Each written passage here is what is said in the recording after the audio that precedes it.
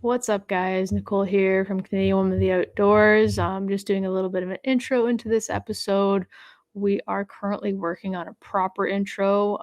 It should be ready to go in the next couple episodes, but for now, you're just going to have to listen to my voice with an exciting announcement. One of my sponsors, True North Baits, has given us a code for 10% off all their plastics. So if you go onto their website and use the code I'm about to give you, you get 10% off all of their plastics. And if you haven't heard me talk about them, you know I'm a fanatic. Um, they are amazing plastics, and you need to get some. They're sticks for bass, they're mayflies for perch. Like, they are just an incredible company doing incredible things. Like, the work they put into that company is honestly truly amazing. So the owner, Jamie, awesome human, has given us a code to share with our listeners. So you can get, again, 10% off all their plastics. And that code is CWO, like an actual O, not a zero, CWO 10. So that's CWO 10. And I'm going to sweeten the pot if you guys are actually listening and this is all for our listeners. The first person to use that code for an order gets a free hoodie. Again, CWO 10. And the first person to use that code on an order of any plastics will get a free hoodie. So, guys, with trout coming out, we got walleye, got pike, bass. Like, we're getting into fishing season. It's definitely a must-have. So, that being said, again, I'm going to repeat it one more time. CWO 10 and free hoodie. And if you haven't seen their hoodies, go online. They have amazing hoodies. I own several. So anyway, guys, this is actually a special episode. Not usually, I don't post it on Thursdays, but with a week out till turkey, it seemed necessary. So this is like our turkey tips, turkey talk, let's talk turkey, whatever you want to call it. Thank you guys so much for listening again. Thank you to our sponsors, True North Baits, amazing. Thank you guys. Revolution Armory, can't wait to shoot the guns for turkey. You guys are amazing, and we can't wait to keep growing with you guys. So thank you guys, and enjoy the episode.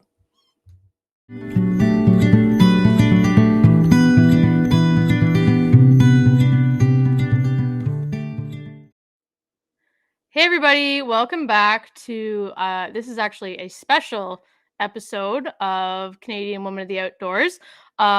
This is actually, we're talking on a Monday night, but this is actually going to air exactly 1 week before turkey season opens. And we are actually going to talk turkey tips for this episode. I have some special guests joining us today. I have my semi-permanent co-host, Miss Christina Graham. She's on with us. And then I also have special guest Lorianne Horst, owner of Canadian Sportswomen Society. Oh my God, so many Canadian women's here now. Canadian Sportswomen Society. And then I have my partner, the elusive Caitlin Stewart. She just kind of hides behind the camera. She helps with the ideas and everything like that, but she doesn't like to talk. So sometimes I have to drag her on here, and it's usually when it's the rest of us talking. So anyway, so we're going to be talking turkey today. So a week out, guys. Are you excited? Yes. Super excited. You guys are unmuted now, so you guys can talk. I'm like, do we just shake our head yes? And I have to say I don't like to talk. And if anyone knows me, I don't like to talk on camera. There's okay. Because I do like to talk. No. Yeah, but you don't like to talk on camera. So no. So yes, sorry, you guys are unmuted now. I had to mute them during that intro because the cackling, again, when the four of us usually get together, whether it's in person or over Zoom FaceTime stuff, it's usually a cackle fest, and we are almost in tears prior to. starting to record this. So I was like, guys, be serious. You're muted. Chill out for a second. I almost needed to. So yeah, we're getting ready, coming into the season. Have you guys been seeing any birds like you on your properties and stuff? Yeah. Yeah, I know. we've got a few. You saw the picture. Oh, pissed me the fuck off. We go shoot. We go We have a shoot. lot of them. Oh, that pissed me right off. And they're all just standing right out there, like just chilling. Like even last night when me and Caitlin were driving home from the farm, like we saw one Tom strutting his stuff, and I was like, "Good lord, that's a big bird." It's definitely a lot quieter on our farm that we hunt on this year than normal, but it's partially weather based and partially because it's been wet. Dad has not got any crops in yet, so the fields are empty. There's been no plowing happening yet, and there's no crops in there yet, so there's not a whole lot to entice them into the fields until our hay crop starts coming up a bit more. LA, what kind of property are you looking hunting this year? Hay fields, clover fields, where are you at? So my go-to fail-safe is it was grass last year. Oh yeah? So I'm sure it'll be tilled up and probably beans this year. It was corn a couple years ago, so I'm hoping it's not time for corn again, because that'll make walking in and out a lot harder because I try and stick, to the field edge or through the brush if I have to, depending on what's planted. So there's a few hanging out. So fingers crossed I'll be able to get some of them. And then I recently, on my way back and forth to Owen Sound 3 times a week, I saw this one property on my way home, and I stopped in and I was like, you'll never know unless you knock on the door, right? So I knocked Yep. on the door, and it was a wonderful husband and wife, and they were like, oh, we'll have to think about it and we'll let you know. I'm like, yeah, that's no problem. Like, here's my number, here's my information. I just live in Hanover. And then I got a call that night, and they're like, yeah, you can come and hunt. And I was like, yay. So there's What field is sorry. that? Is what kind of field is that? Grass or? So it is it's a grass field. I think there's a pasture field for their cows. The way that I hope it goes well. The way that it's laid out, it's very rolling hills Mm-hmm. with, and there's not really a whole lot of farms around it. It's very much just their property with a lot of bush. And the way that I had watched them come down out of the one bush and kind of across the field and then back up in, if I'm able to pattern them well enough, it'll be a really interesting setup. And I'm hoping I'm successful there because it'll make some really good pictures. Oh, well, that's exciting. Yeah, Yeah. the amount of rain has changed the way the spring's looking a little bit, because the only thing we have planted right now is winter wheat, and we walked that field because Dad saw, he said he counted 30 in that field the one night. But even right now, it's too wet to even, like, we walked it yesterday and we were Oh, it's brutal. like almost up to our knees in mud. Like, there's no way I want to hike it Yeah. blind. Like, it's just too wet right now. Yeah. And even if we did get a bird, then you're like trying to get that out of there. And it was just, yeah. So hopefully things dry up this week. The weather's looking better. So hopefully things Yeah. dry up. Yesterday and today's weather definitely helped. I think tomorrow's supposed to be like 16, so that'll Oh help yeah. a lot too. Yeah. So Well, and I mean, I sent you guys a picture today where we finally had a bird on camera, which was nice. And I mean, we saw birds. Yes, we saw birds yesterday in the one field. So, And we have cameras out for 2 weeks. I don't know. And we have seen nothing except that one bird. And they've just really not been moving yet. And this is everything's flooded in the bush, and like you said, Caitlin, not a lot of the fields haven't been worked over and turned over, so there's no fresh the bugs and yeah. things for them to eat yet. So it'll come, but it might be I'm wondering if the season might be a little bit later. Like the successful hunts might be a week or two in, but a lot can change in a week. that's right, absolutely. Chris, what are your fields over at your parents' place? So I think the one is winter wheat. Yeah. Because when I was sitting out for deer, stuff was starting to come up already. Yeah. The people that rent our fields currently, they went to a no-till method, so they do the cover crop Nice. and then let it die down and then plant the stuff on top of it. So I do believe the one field that I typically hunt on the north end of our bush is winter wheat. The other one, they rotate crops out. I'm not sure what it is this year. Again, I'm hoping not corn. I don't think it is. They do soy in that field, and I forget what the other. There was some sort of other really obscure crop that gets shipped overseas that he does every once in a while. I'll have to find out from my dad what it is, but where we are, we're pretty lucky how it is quite hilly and quite rolly where we are, but it drains into that little like ravine thing we have that runs through, and we're lucky that we have like that grass runway that shoots from the barns straight back to the bush, so I don't have to go trudging through fields.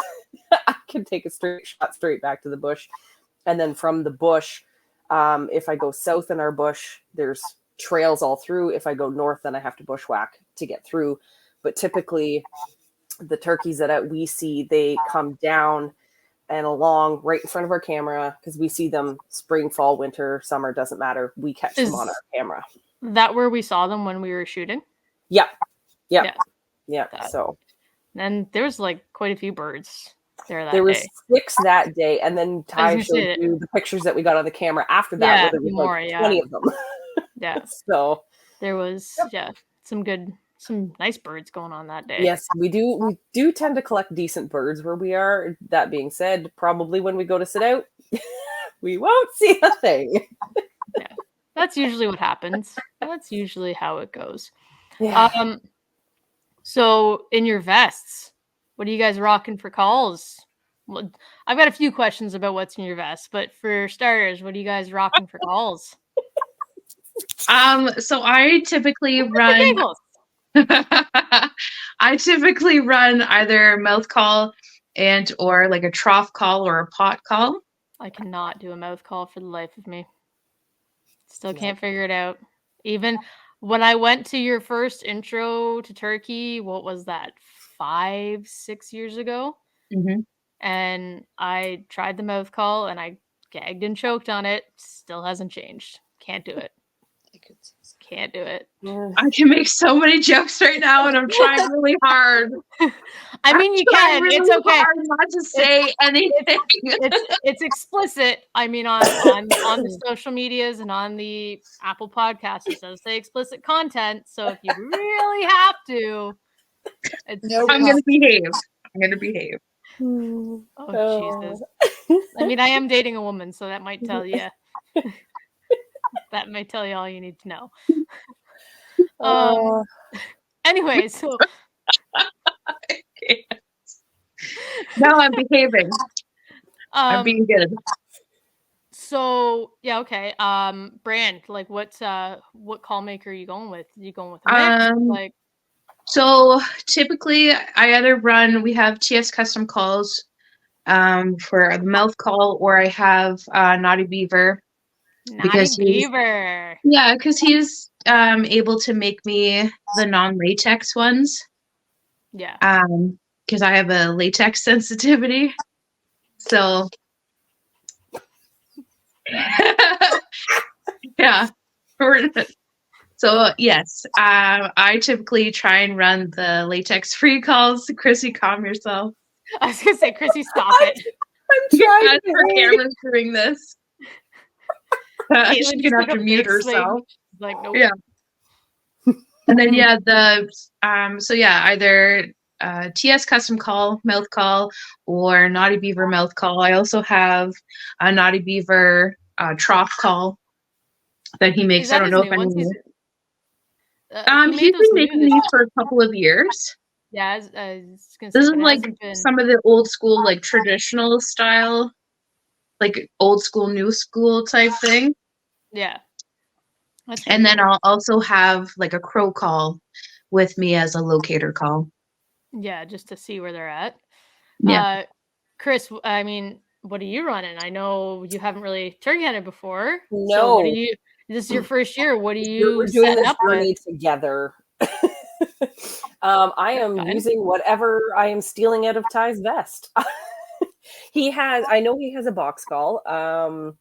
And then at the Sportsman Show, we stopped by the Naughty Beaver booth, and he picked himself up a new pot call.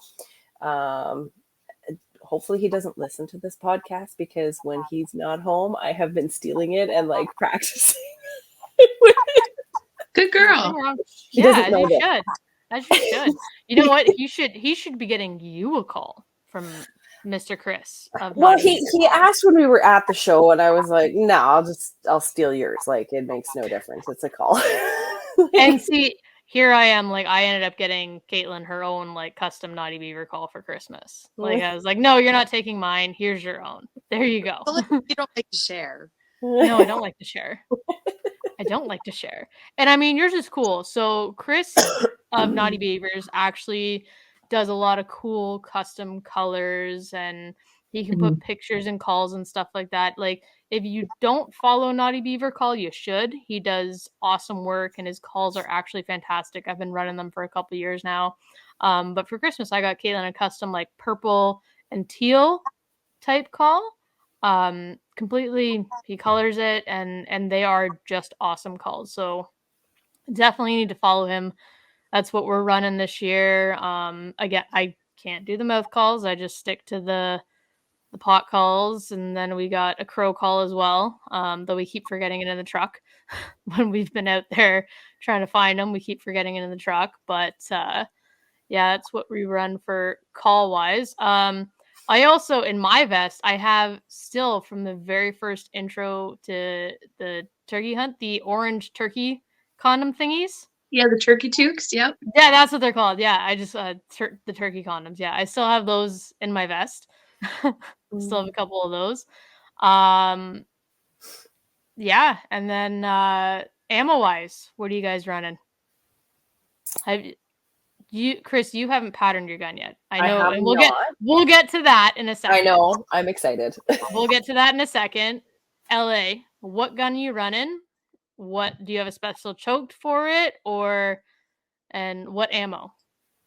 So this year, at the Toronto Sportsman Show, as I'm sure most of you saw, Canuck Guns come out with like the OG gobbler, and for turkey hunting, and I'm gonna run that gun this year, and it's number 40 because I'm turning 40 this year. So I said to Steve, I'm like, that would make a really good birthday present, and he's like, yeah, I know. So Steve wins husband of the year, essentially, is what you're saying. Absolutely. Among all the other things, the awesomeness that he is. Yeah, exactly. Like, and then we picked up some turkey load from Kent, the bismuth stuff, but it's only in I think 12 gauge is what we got. So I'm probably just gonna run my old school Kent, the diamond shot stuff that I have, turkey load. Because the OG is 20, right? Yeah. The OG is 20. Yeah. Yeah. So I'm gonna run that. Had it out at Chrissy's place there. Then we were shooting that day. Got it patterned in pretty good, and then we had it at the intro to turkey hunting last weekend, and had all the ladies wanted to shoot it, which was awesome because they helped break it in for me, which is even better, and they loved it. They absolutely loved it. Like 95% of the participants this year had no real experience at all with firearms, which is fantastic. I would say this year's group was probably the most like engaging group that we had. Like, everyone had a billion questions. Everyone wanted to know everything, and it was really awesome. So for those that don't know, new to listening, if you haven't heard of before, Lorianne runs an intro to turkey event every year, and you go and do you still set it up as like different stations and you learn all about, okay, so she sets up different stations, whether it's shooting, calling, setting up blinds and decoys and stuff like that. How many did you have this year? So this year we had 22 ladies. That was your biggest yet, right? I think the most we've ever had was 25. I Okay. generally try and keep them around like 16 to 20 is ideal.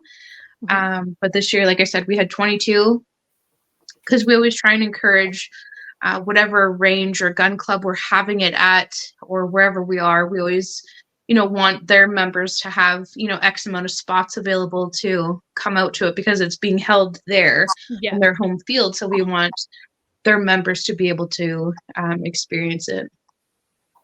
Well, I mean, I'm sad I missed it this year, but that's awesome that you still continue to do that.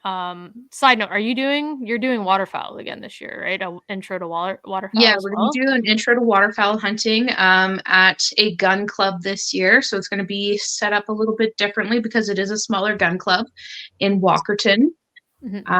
So it's going to have 3 stations. The shooting station will be A-frames and layout blinds still. And then we'll have like decoys and setups and then calling as well. So they'll still get to experience everything. It's just each station will be a little bit longer so that way they can run all their questions and get all the hands-on experience that they can. Awesome. Canadian Sportswomen's Society. If you don't follow them, you need to, because they do awesome things for women and even new gentlemen in the outdoors. Like the co-ed events are fantastic. If you don't follow them, you need to. And I will always say that. I mean, you got me hunting and almost on my first turkey. My very first turkey hunt where twice we almost got you a bird.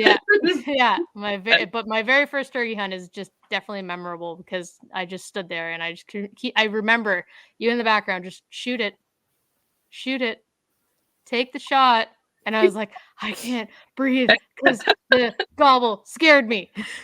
And I was like, okay, here they come. And you're like, I don't see them. I'm like, just wait. And it sounded off by her head. And all I see is her jump by the tree. And I'm like, don't move.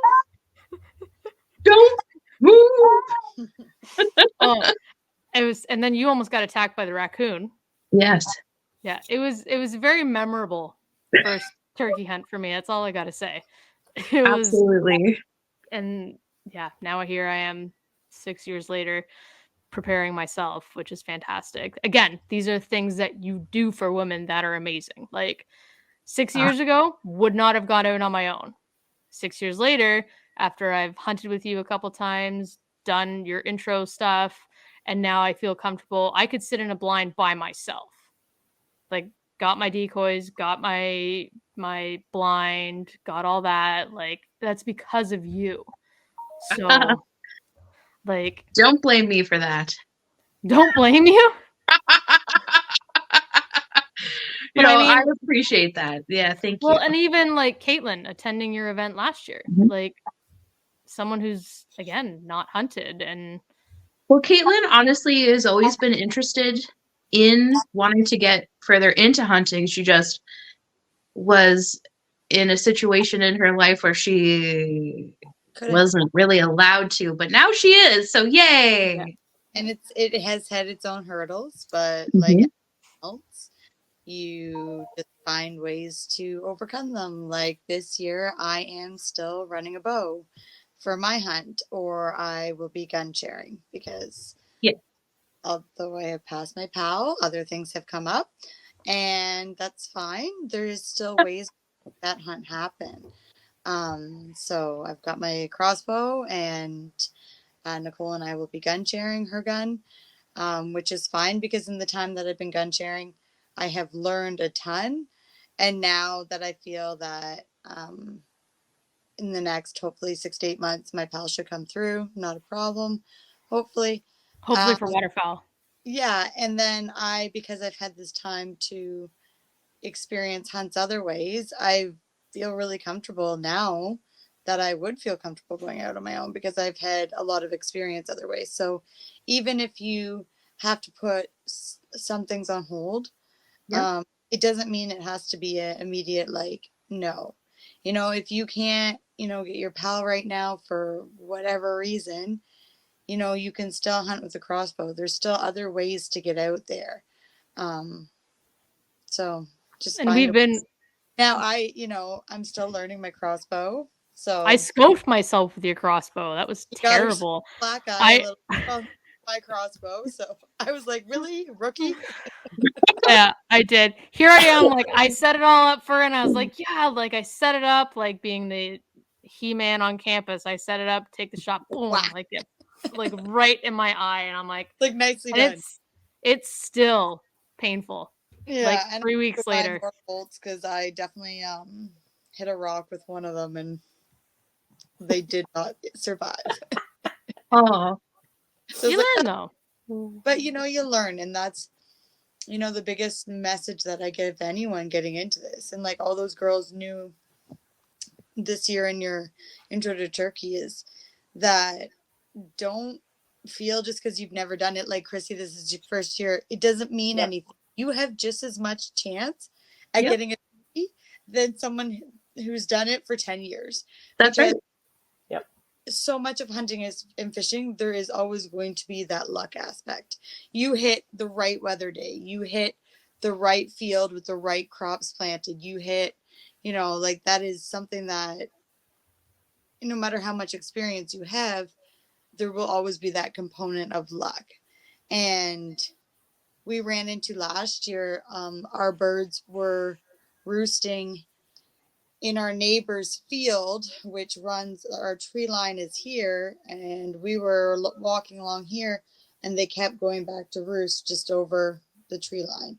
And because of the amount of hens that there was, they just were not willing to come off those hens, and they were just literally a field away.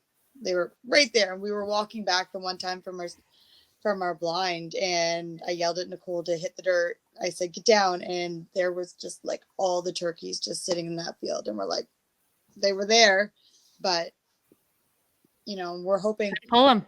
I'm not seeing the movement there this year. They're not drawn to that field. There's no tracks or there's no evidence of them being over that way. So I'm hoping that they're hanging out more in our bush there. So guess we'll see. Well, because I just thought of another question which relates to that. But Chrissy, Yo. your first year turkey hunting, you're running. Yep. Yeah, what you're running. We got you hooked up with a Revolution Armory RX2 12 gauge. You came out and shot with us. I mean, well, actually, you provided the field that we shot at to try out a bunch of those guns, and you just ended up loving that gun. I fell in love. I went into that when you asked. I was like, okay, I'll shoot the 20 gauges, no problem. 20 gauges and we're good. We have a history. It's all good. Pink steel. A pink steel, a pink death. I love my pink death to death, but I've never in my life shot a 12 gauge that didn't kick you like a mule, that didn't leave me bruised, that didn't give me a sore shoulder, that didn't, like I was 8 the first time I shot, granddad's shotgun, and it dislocated my shoulder, and that's the history I've had with 12 gauge shotguns. So not a good start. That sounds like Caitlin's dad's shotgun. like I went in very skeptical and was like, I don't know. And he hands me the 12 and he loads it, shows me how to do all this. And I'm like, okay, oh god, all right. Hitting the clays was going to be like a massive bonus. And I shot and I'm like, I didn't die. This feels okay. I feel good. And we kept shooting and I'm just like, oh, okay. I really like this gun a lot. So I've actually found too with like ammo also is a thing. Like It makes a depending, difference.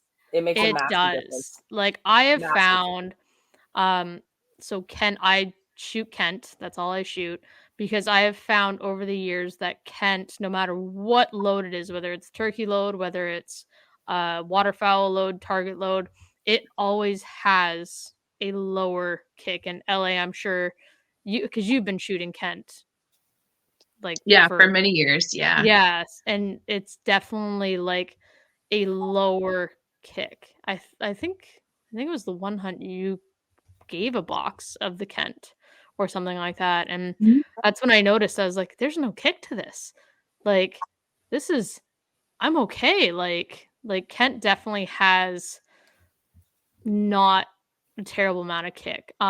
We were It helps patterning. you when you have a firearm that fits you properly and that you have it fully pocketed and you're ready to rock. Yeah. Like all that stuff makes a difference too. And your adrenaline, when your adrenaline is Oh, going, there are times when like I didn't even hear the shots. Like I didn't hear them. My ears were like bloop, they turned off and I'm like, okay. I meant to ask you, in your gun, LA, are you running like the factory full choke, or do you got a different choke that's going in Yeah, I'm there? just gonna run factory. Yeah. It does come. There is a turkey choke tube on there, so I'll probably use that. Um, that's kind of what I've patterned with, so Yeah. I'll just stick with that. Yeah. Did Ty was messaging me about all the different chokes for that one. Yeah. Did he find one that he wanted to use, or are you guys just gonna run factory? I don't know. He hasn't said anything, so I don't know. I will probably just run factory. 'Cause that's what's in it.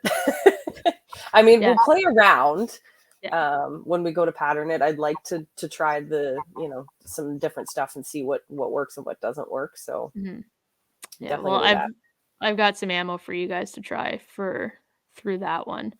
Okay. Caitlin, when we were patterning guns, so it's funny, you shot the TK7s high and left, same shot with the ultimate, and you were dead on. Yeah. Like, it's crazy. I was like, I felt like that was a good shot, and then I switched ammo, and it was the most beautiful pattern. It was like I meant to take a picture, LA. You would have been so proud. It was such a dead bird. It was so good. Yay! It was so good. There was like one right in the eyeball too. I was like, oh, Yes. I'm like, yay. I was like, no, It that's is good. Like it was just like, and I was like, I didn't do anything different other than we switched out ammo, and it was just instantly. But last year when we patterned, it was exact same ammo that I do better with ultimate. I don't know why. It Yep. just the ammo that works for me. So and it's funny because I do better with TK7s. I dead birds with TK7s, and ultimate I struggle with.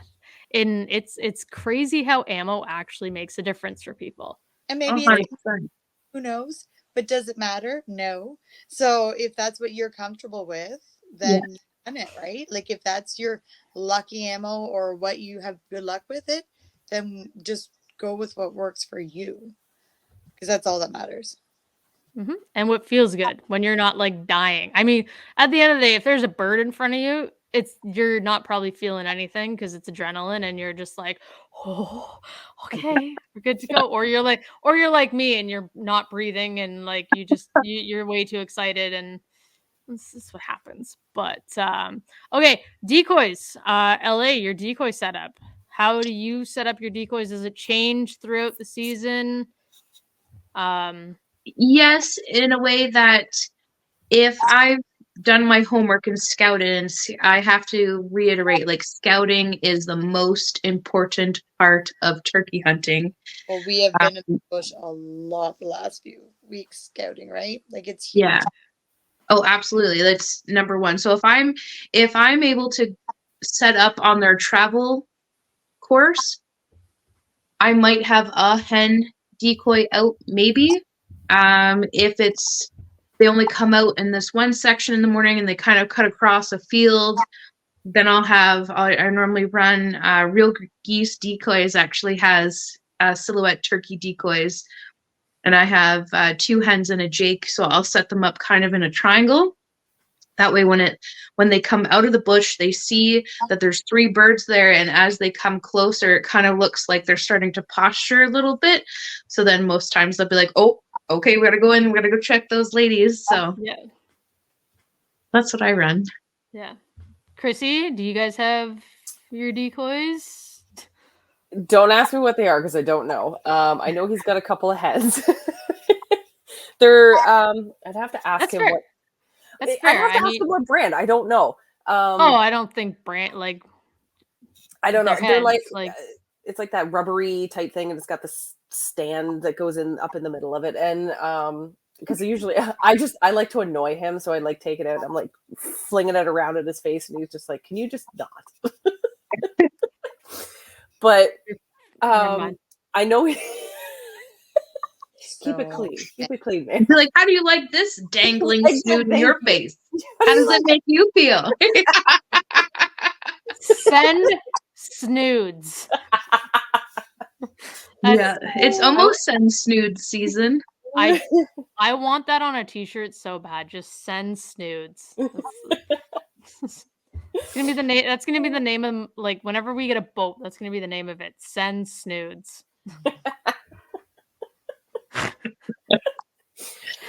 Anyway, so yeah, you dangle. We do. I like to just piss him off. It's fun. So he does have a few.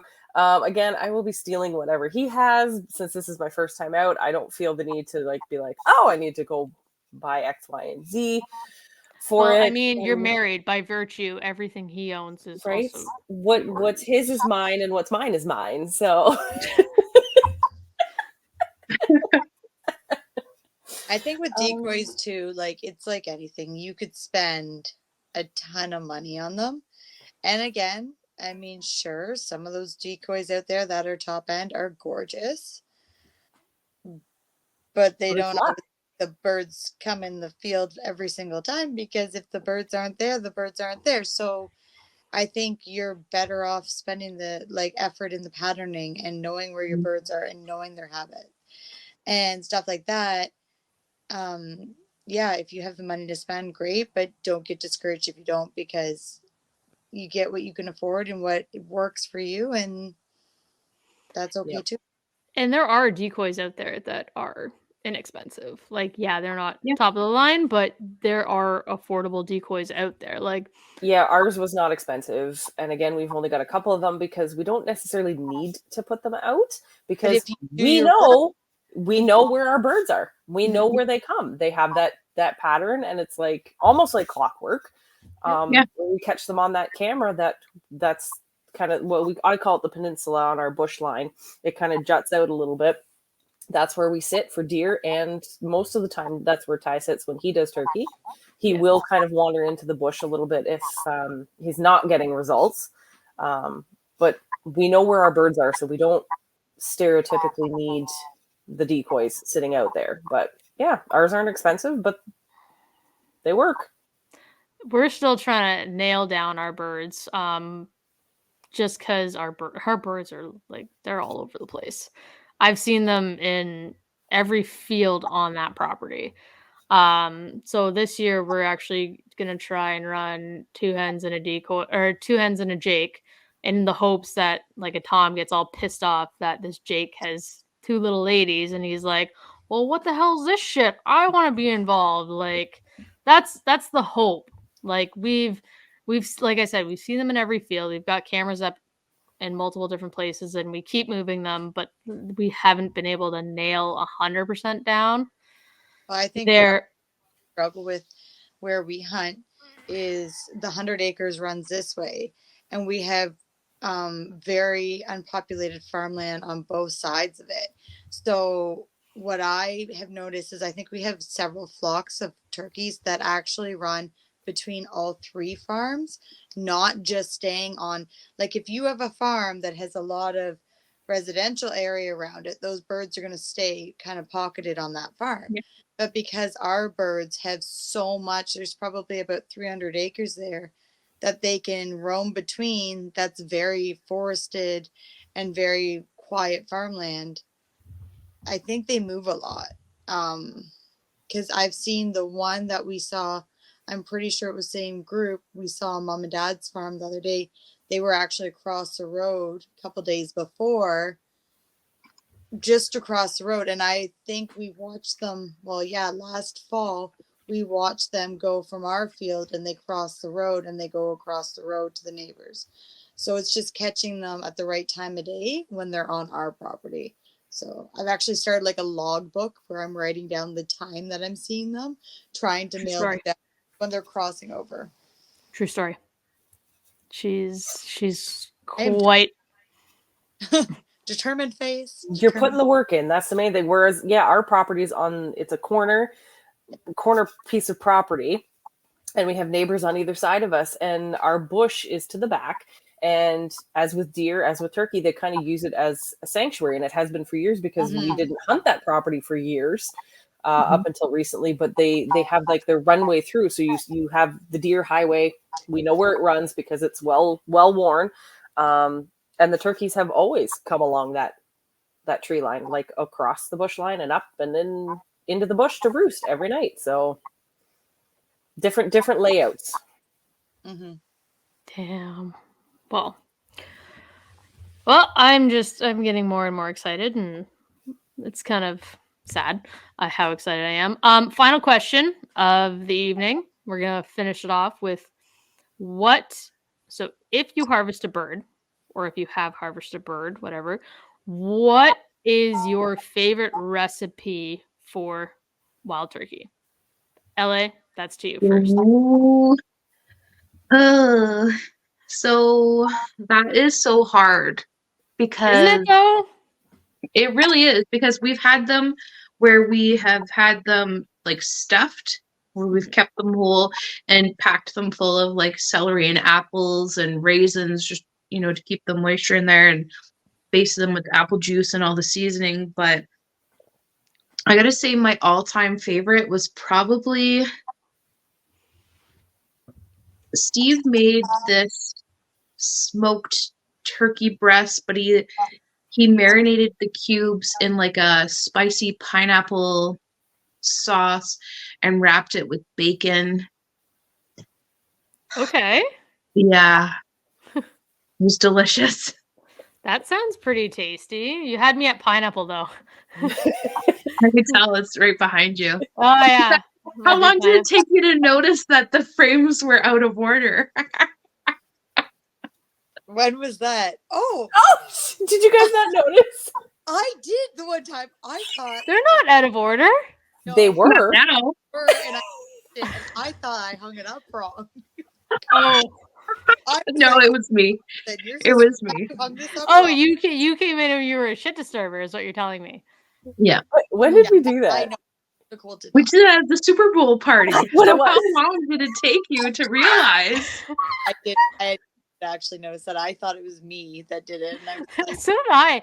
And I think I fixed it. I was like, Caitlin, you hung it up wrong. What the hell? So how many episodes did I record where that was in the background completely the wrong way? And I gotta go back now. Probably a Good few. Lord. When did you notice it was wrong? I don't know. I think a couple weeks ago, I think. No. It's, Oh, that's awesome. no. It's, I'm so excited. Now I gotta go back to the episodes and take a look at it, because like it's fine. yeah. When did you do that? You were Super Bowl. Super Bowl party. Oh, what? I was literally standing there the entire time. Yes, Yeah, yes, you were. We had you distracted, and Yeah. Ellie did a swap. I like made eye contact with Kristen. I'm like, We're like, it's happening. Secret agent, man. you know how hard it was for me not to be like, just like nervous, excited giggle the whole time I did it. But it's funny, like when I did notice, like they were all crooked and it was pissing me off, and I was like, I gotta fix this like right now. Like OCD was just like on You fire. This I did. No, I did. I fixed it. I remember fixing it. Because anyway, so Chrissy, your favorite turkey recipe, if you've had turkey, or if Steve has cooked you turkey, or if I've cooked you turkey, if anybody's cooked you turkey, wild turkey. So I've had wild turkey a few times. Not a huge fan of it. What? So Hear me out. So the first few times I've had, LA's like, no, I know, because I haven't had Steve cook it for me yet. That's my problem. So I've had it a few times, and the person cooking it didn't do it right. So when it's not done right, it's the same for me as moose. I still haven't, because Steve hasn't cooked moose for me yet. I haven't had moose that I like. Moose is easy. It's so good. And I had an ex-boyfriend that used to just like fry it to the point where it was like chewing a leather shoe. It was gross. I never liked it. Oh. Ew, that's So, unfortunate. but And- lovely Darlene the one day had taken one of the turkey breasts that Nikki had left at the farm, and she's like, "We're gonna do this up for dinner. What do I do?" I'm like, "I have no idea. Let's Google this." So we get on and we Google it because I'm like, I would assume just cook it like a normal turkey breast. No. No. So we got on, we looked up a couple recipes. We found one that was like very similar to LA's where it was bacon wrapped. I can't remember the seasoning we put on it.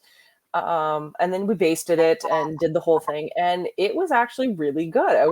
I had a tiny little piece because I was like, oh God, this is gonna be like every other time. And I had a piece of it and I was like, oh, this is actually really good. So I actually ended up eating probably half that turkey breast just to myself. So Bacon? it was bacon. Bacon makes everything better. Right. Bacon. And so my favorite that we cooked is when we did it like a chicken cordon bleu, only it was with turkey breast, and we stuffed it with mozzarella cheese and ham. Actually, no, sorry, Swiss cheese and I was ham. gonna say that was Swiss, yeah. And then We did a mushroom cream sauce. mushroom cream sauce, because yes, wild turkey can typically be quite dry. So when you're cooking it, add something that's going to create fat, that greasy little bit of grease to it, or a sauce that's going to add to it. And it was delicious because of the cheese inside of it. It was very, very good. I really enjoyed it. Was it ham or prosciutto that we threw in that? It was ham. Was it? I don't know. Sounds delicious. It was very tasty. I am looking forward to trying like a butter turkey again this year, hopefully. Like butter chicken but butter turkey. Looking forward to trying that again. And there's a few other recipes I'm looking forward to trying. There's actually a kebab, which is bacon wrapped in pineapple. Bacon wrapped in pineapple, so and throw that on the smoker. Like bacon just makes literally everything better. Bacon makes everything better. It always does. It really does. Like, so, and I'm hoping to try something like that this year. I have done turkey sausages before. I did a Greek style turkey sausage, which was actually fantastic. But I don't know. I think turkey is kind of underrated. A lot of people are just like, I'm not sure what to do with it. I think because you have to know how to cook it. Yeah. And very quickly get very dry and be very chewy. So like you have to know what you're doing with it. And I think that's a lot of wild game. You have to understand, like with venison, people often complain that it's gamey, but actually the gamey taste quite often is in your fat. It is in your fat. So, and this is something I learned from Dad being a butcher. If you have an older animal that you're a little unsure of whether it's going to be gamey, do your meat on a grill or something that your fat's going to drip away from it and not sit in it, and then you won't have that gamey taste as much. I don't find venison that gamey, but some people do, and if you're going to be worried about it, then just make sure you're draining off that grease so that you don't have that. I lied. I do have one more question because I was thinking about it because of what we were out in the bush earlier, and leeks were going up crazy. What foraging during turkey season? Because we all know turkey season has so much stuff you can forage.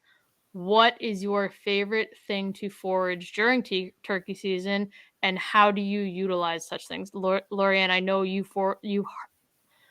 foraged a bunch of different mushrooms and stuff last year. Like, what's your favorite thing to forage during turkey season, and what's your favorite way to utilize said extra goodies? Like, you're on a turkey hunt and then all of a sudden you're like, oh, I have all these extra goodies too. Yes. So I try and always bring either a little like foraging bag or a little mesh bag for my wild edibles if we find them as we go. It also depends on how wet it is out there. I know for the most part, like mid-May is probably like the best time to harvest a lot of this stuff. I'm going to say like ramps, leeks are probably my favorite thing to harvest, only because you're only taking a few, right? There's enough out there that you're taking your percentage or whatever, and you're leaving the rest to, multiply for the year after. And I always try and set up near leaks because it's good cover scent. Yeah. Because a lot of times where I hunt, there's also deer there. So I don't want the deer to be out there feeding and spook because they smell me or whatever. It's a strong and scent. then scare the turkeys away. So it's a great cover scent as well. Yeah. So I would say, yeah, leeks. And then I use them. Steve makes a really good pesto out of it. He makes the wild turkey and leek soup as well with bacon and potatoes and stuff like that, which is always delicious. We have had extra where we kind of like package them and like freeze them and use them later on in the year for soups or different recipes as well. But I would probably say between the pesto and in the soup is probably my favorite. So I make my own. I've done my own pesto as well, and pesto is fantastic because again, that's something you use on chicken, do pasta with it. The one thing I actually want to try this year is I want to try pickling the leeks. I want to try pickled leeks. That's going to be my thing that I'm going to try this year. Is Caitlin ready for you to have pickled leeks? She won't let me eat it because I'm the one who likes to eat like straight up pickled garlic from a jar. So I love that. Yeah. Oh, pickled garlic. So good. I'm going to try the pickled leeks this year. Anyway, Chrissy, same question to you. You're foraging when you're in the bush. This time of year, or coming at this time of year, I haven't been out to see if they're starting to come out. I don't think it's been warm enough yet, but fiddleheads. I freaking love fiddleheads. Garlic butter. Them. Yep. Yeah. Give me some garlic and butter on those bad boys. I like doing the where you like boil them a little bit in milk. Then you saute them, you pull them out of the pan, you saute them in like the garlic butter, absolutely smother it in Parmesan cheese. Like, oh my God. Oh my God. Now I want fiddleheads. Damn. I love fiddleheads. The thing with fiddleheads is they're very short. It's they like are very short. They're very short. You go back, you're like, oh, they're just starting. And then you miss that window, and then they've opened up too much, and they've gone too far. So you've got to catch them right in the right window, and that is a lot of wild edibles. There's like a very small window for a lot of them where it's right. Yeah. So, Caitlin, question to you: what's your favorite wild edible to forage this time of year? And I think I know the answer to it, even though it's few and far between that we see them. Well, it's a little early, but morels will always be my favorite because they are delicious. We actually have people who actually trespass on mom and dad's farm and steal them because they are so sought after. But when we do find them, usually them, cut up, fried up in butter on a steak, there is nothing better than good morels like that. They're delicious, but they are hard to find. And because they like certain types of trees, and our oak trees are getting to be less, and the elm trees we find they really like elm. Yes, the elm trees, we had a lot of them, but Dutch elm disease has eliminated a lot of our trees. So some of the do you know where I randomly found one a few years ago when I was walking the train tracks? The old train tracks, and I happened to look down, and I was like, "Tell me that's not what I think it is." Just a random morel hanging out. There was like 3 or 4 of them hanging out, and I was like, "You're joking." There is actually, Caitlin, so many mushrooms on that farm in the bush. Like, I need a book or something to figure out like which ones we can actually like take. I have a book recommendation for you. Then I'll bring you my mushroom book. Because like when we're walking, like there's so many mushrooms. I'm like, can we eat those? And we just don't know. And I'm like, I don't know what mushroom this is. Like, can we eat? If you don't have the Google I have an app. Yeah, Pardon? Google Lens. You can use Google Lens on your Google search bar. Google Lens. You know how it has like the little weird camera and like a little voice activating? You push the Google Lens, you take a picture of it, and it'll tell you what it is. I did not know that. I have an app called Shroom. I got learned it. Yeah, I got edumacated. What is it called, Chrissy? Shroom ID. Shroom ID. Okay. Yep. Illegal app, Shroom. right? Yes, it's illegal app. For microdosing. Well, I I'm mean, just kidding. Okay. And I got to bring this up because this is such an underrated and nobody likes it. I think I'm the only one that does. Puffball mushroom. I love Okay. puffballs. But Yes, it's like good for 1 feed a year. Like that's all right. I need. It's It's so heavy. they're very I- rich. It's a very rich taste. so it is such like you have to catch them at the right time, Yep. the right size, because Yep. when they get overripe, they're disgusting. I Yep. love a good puffball like Parmesan. Like you slice it up, you bread it, you do the cheese and the marinara, and you do like a nice puffball part. It's fantastic. You know what I fry do? it up. Scrambled mushroom, like a scrambled egg. Oh, Do it up like a scrambled egg with your bacon and your toast. It's delicious. It reminds Okay. me so much Yeah. of It is a very tofu-y type, Yes. but like I will mix my like an actual scrambled eggs in with the scrambled mushrooms, and you don't know the difference. You can't tell the difference. I don't care what I like. I do love a puffball mushroom, and everyone's like, "Oh, puffball," I love and I'm like, them. I like it. I like them too. One I day- like it. I've had it where you beat the egg and then you crush up some Ritz crackers. Yes. So you put it in the egg Oh. wash and then you put it in the Ritz crackers and pan fry it with some garlic. Yep. Oh, that's fascinating. That's how Darlene always did them whenever we'd find them. Is she'd like Mhm. do like a mushroom steak, like slice it up like Yeah. a steak, and then would bread it, fry it in the garlic butter. Yeah. And Delicious. I'm good for like 1 feed of it in the year because it's so rich. It's so dense that I'm like, Yeah. that's enough. Yep. It's exciting I'm okay. as spring comes because as we get into the summer, we get into more wild edibles, and the wild berries are truly my favorite. It's too early for them, but usually end of June is our wild strawberry season, and they are so yummy. And then you get into like The your rhubarb on your mother's well, property. that's not wild. That just grows wild because it's I feel like it is wild because your dad's tried to murder that plant and it One still came plant. back. It just grows better when you try and murder it. Yep. would be like the world could like get nuked by something, and rhubarb would be like, we're fine. We're just If you want sweeter rhubarb, you have to blanch it though. So you take your rhubarb plant and you like put cardboard Cover around it, like you would celery, and just leave it to grow. Like the top's exposed, but the stalks are covered with cardboard, and they'll grow and they'll be sweeter. I feel like this could be a whole nother episode. I was gonna say we could keep going on the foraging topics but Well, you know us. We like to be outside and eat all of the things. well, and I mean a lot of us have spent time on each other's properties doing certain like I harvested my first leeks with Lorianne and Caitlin on Caitlin's property. Like that was the first time I've ever harvested leeks and learned about them. So I want to try the cattail sometime. Apparently, What? if you Yeah, the bulbs. Yep. So good. It's like water chestnut. Mm-hmm. yeah, wait, and what? Time out, what? yeah, Cattail root. your The cattail bulb split out. of the cattail. Like the thing in the Is- pond? Yep.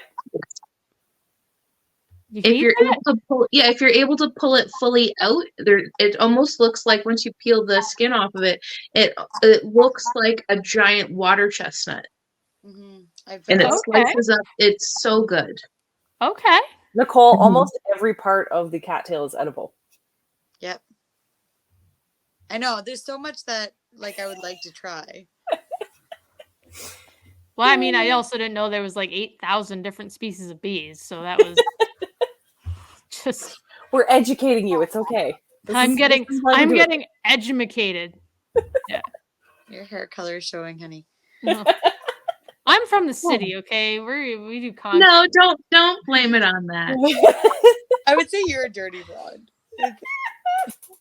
You know what? That's not anyway. Any Hooters before these ladies rip me apart some more. But they do it because they love me. That's what we're gonna go with. It's all in the love. Anyway, ladies, yes. Before we continue on for the rest of the night, which we probably could, in which we might do after we hit end record here, because who knows? It's been a while since the four of us gotten together. Anyway, ladies, thank you guys so much for coming on and talking turkey tips and what we're doing for the season and everything like that. We may have to congregate again after the season to talk about how the season went, even though I think some of us will probably be together for it with May 2-4 weekend and stuff like that. All the stuff and fun things that we have planned for the coming months. Anyway, thank you guys for tuning in to this special episode of Canadian Women of the Outdoors. Big thank you to our sponsors, Revolution Armory and True North Baits. Otherwise, that's all I got. I don't know how to sign off properly, and I should probably figure that out. But thank you guys so much, and have a great turkey season, and we'll see you when we see you. Thank you for having us. Oh, no problem. Thank you. Well, Caitlin, you live here, so didn't really have you, but anyway, guys, thank you so much. Have a great night. Thanks, you too. Bye.